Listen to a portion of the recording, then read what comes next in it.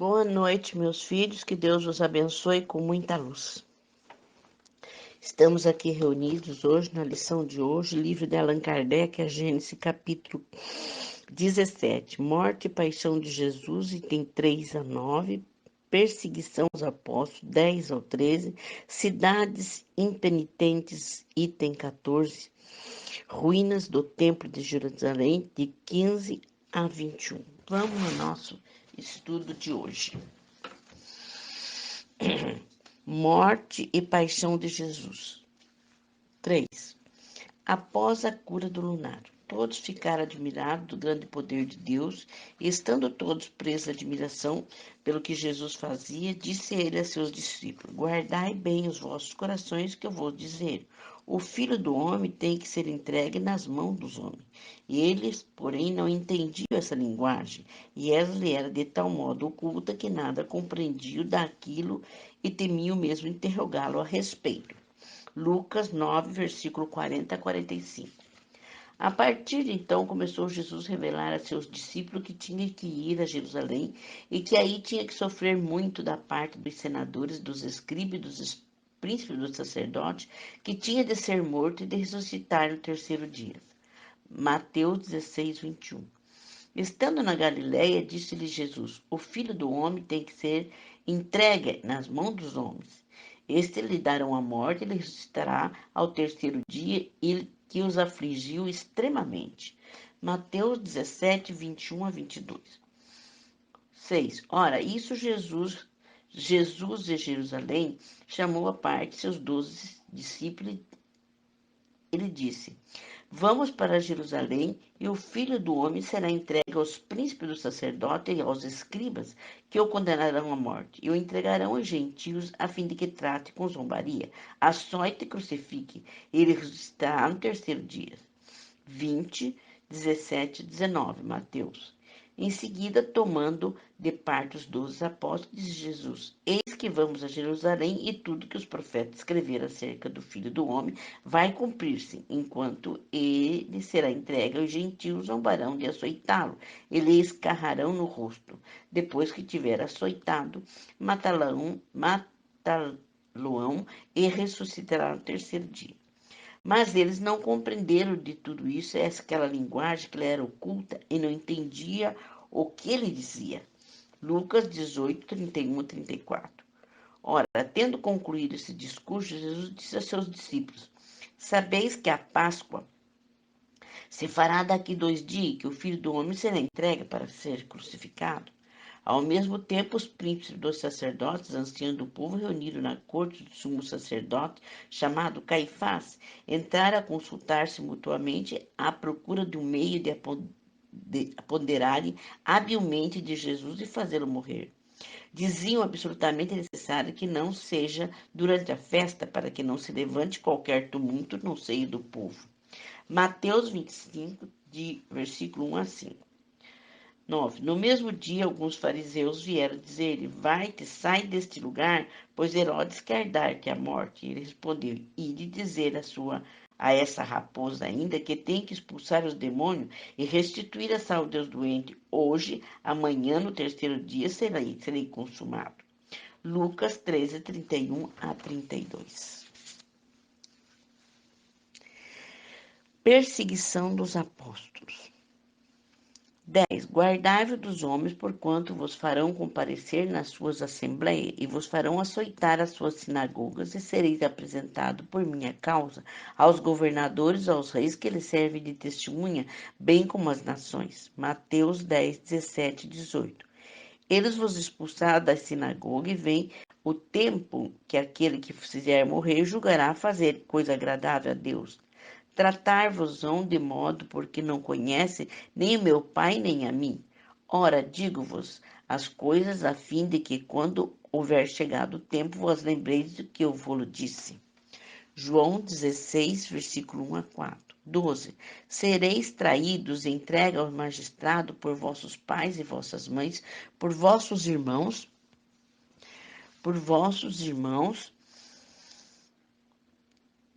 Por vossos parentes, por vossos amigos, darão morte a muitos de vós. Sereis odiados de toda a gente por causa do meu nome. Entretanto, não se perderá um só cabelo da vossa cabeça. Pela vossa paciência é que possuireis as vossas almas. Lucas 21, 16 a 19. Martírio de Pedro. Em verdade vos digo, quando sereis mais moço, vos cingieis e vós mesmos dieis onde quereis. Agora fordes velhos, estendereis as mãos, outro vos cingirá e conduzirá onde não quereis ir. Ora, ele dizia isso para assinalar de que a morte de Pedro havia de glorificar a Deus. João 21, 18 a 19. Cidades impenitentes. 14. Começou então a reprochar à cidade onde fizera muitos milagres por não terem feito penitência. Ai de ti, Corazim, ai de ti, Betsaída, porque os milagres que foram feitos dentro de vós tiveram de ser feitos em Tiro, em Sidom. Há muito tempo teria feito penitência com sacos e cinza. Declaro-vos que por isso no dia do juízo Tiro e Sidom será tratada menos rigorosamente que vós. E tu, Carfanão, elevar-te-á sempre até o céu? Será abaixado até o fundo do inferno, porque os milagres que foram feitos dentro de ti houvessem sido feitos em Sodoma, mas ainda talvez substituísse hoje. Declaro-te, por isso que no dia de julgamento a cidade de Sodoma será tratada menos rigorosamente do que tu. Mateus 11, 10, 24. Ruínas no Templo de Jerusalém. Quando Jesus saiu do templo para ir embora, seus discípulos se cercaram dele e lhe fizeram notar a estrutura e a grandeza daquele edifício. Ele, porém, lhe disse: Vede todas essas construções?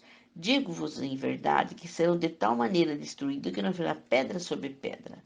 Mateus 24, de 1 a 2. Em seguida, tendo chegado perto de Jerusalém, contemplando a cidade, ele chorou por ela, dizendo: Ah, se ao menos nesse dia que ainda é-te concedido, reconhecesse aquele que te pode proporcionar paz. Mas agora tudo isso acha oculto a teus olhos. Tempo virá, pois a ti, desgraçada, em que teus inimigos te cercarão de trincheiras, encerrarão e apertarão de todos os lados. E que deitarão por terra a ti e teus filhos que estão dentro de ti, não te deixarão pedra sobre pedra, porque não conhecesse o tempo em que Deus te se visitou. Lucas 19, 41, 44. Entretanto, é preciso que continue a andar hoje, amanhã, dia seguinte, por quanto necessário, que nenhum profeta sofra morte noutra parte que não em Jerusalém. Jerusalém, Jerusalém, que matas os profetas e apedrejas os que te são enviados. Quantas vezes hei querido reunir teus filhos, como uma galinha reúne a asa dos teus pintinhos, se não os quisesse? Aproxima o tempo que vossa casa ficará deserta.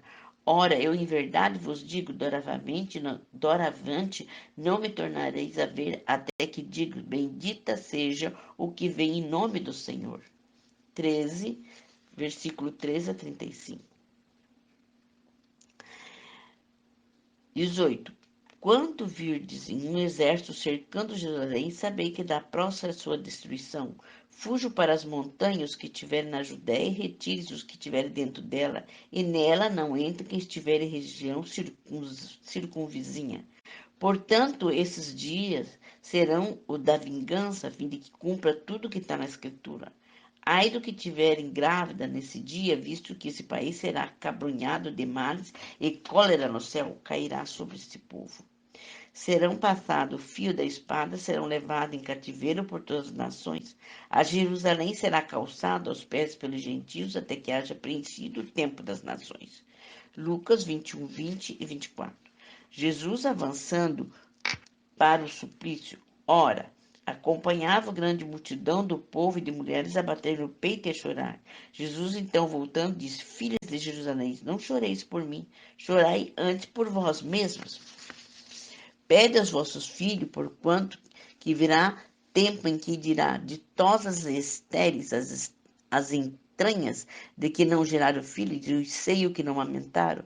Todos se porão a dizer às montanhas: cai sobre nós as colinas, cobre-nos, pois se trata deste modo, e lenho verde, como será tratado o lenho seco. Lucas 23, 27, 31. A faculdade de pressentir coisas por vindoura é um dos atributos da alma que se explica pela teoria da presciência. Jesus a possuía, como todos os outros, um grau eminente. Pode, portanto, prever os acontecimentos que seguiriam a sua morte, sem que nesse fato algo haja de sobrenatural, pois que vemos reproduzir-se aos nossos olhos nas mais vulgares condições. Não é raro que indivíduos anunciem com precisão instante que morrerão, é que a alma deles em estado de desprendimento está com o homem da montanha. A barca, a estrada se percorrida, lhe vem o termo. Tanto assim havia de dar em Jesus, quando, tendo consciência da missão que viera desempenhar, sabia que a morte no suplício forçosamente lhe seria a consequência. A visão espiritual permanente nele, assim como a penetração do pensamento, haviam-lhe mostrado a circunstância e a época fatal. Pela mesma razão, podia prever a ruína do templo de Jerusalém, as desgraças que iam abater sobre seus habitantes e a dispersão dos judeus. Bem, meus filhos, o que nós vemos nessa lição aí, que Jesus sabia tudo o que ia acontecer com ele, né? Ele já veio pronto para a missão dele, uma missão maravilhosa, né? E ele sabia de tudo ele sabia com antecedência, ele já ia avisando, só que o pessoal não tinha condição de entender. Quando for entender, ele já estava para ser crucificado, né? Algumas pessoas nem foram muitos, né? Então, mas ele já sabia de tudo, ele já veio pronto para passar tudo isso, porque ele, né, é o Cordeiro de Deus, né?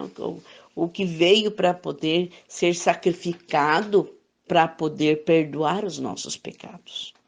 Então, o Cordeiro de Deus é Jesus, entendeu? Que veio, né, amado pelo Pai, mas ele entregou o seu único filho para poder dar a redenção para nós nos livrar do pecado.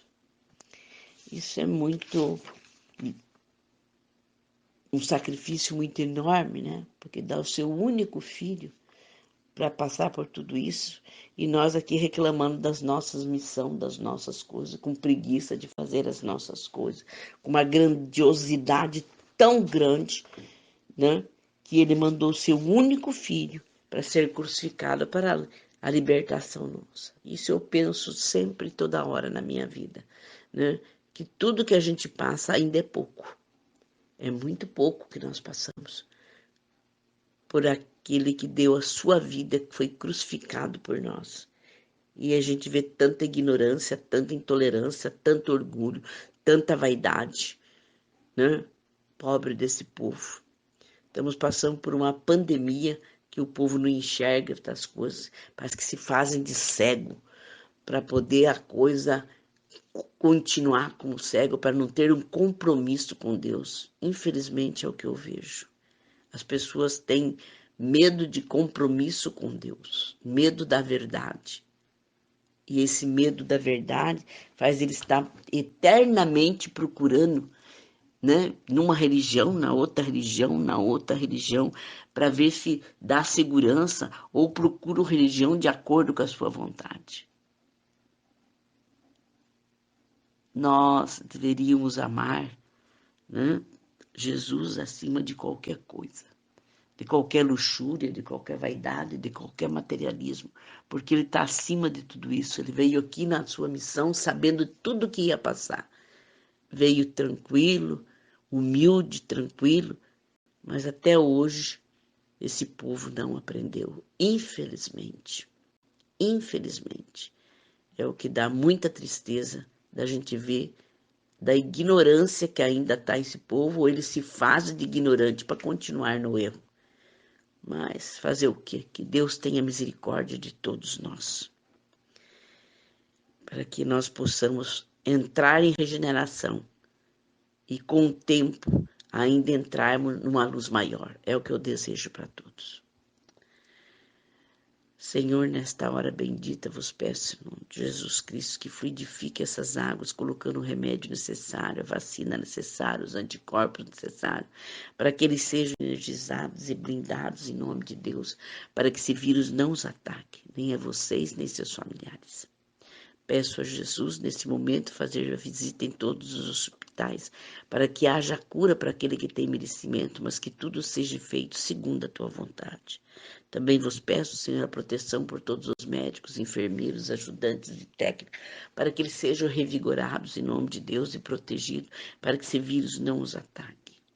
Também vos peço, Senhor, que o teu semblante, a tua face, esteja sobre todos esses médicos, enfermeiros e técnicos, para que os nossos irmãozinhos, ao partirem, sintam a tua presença.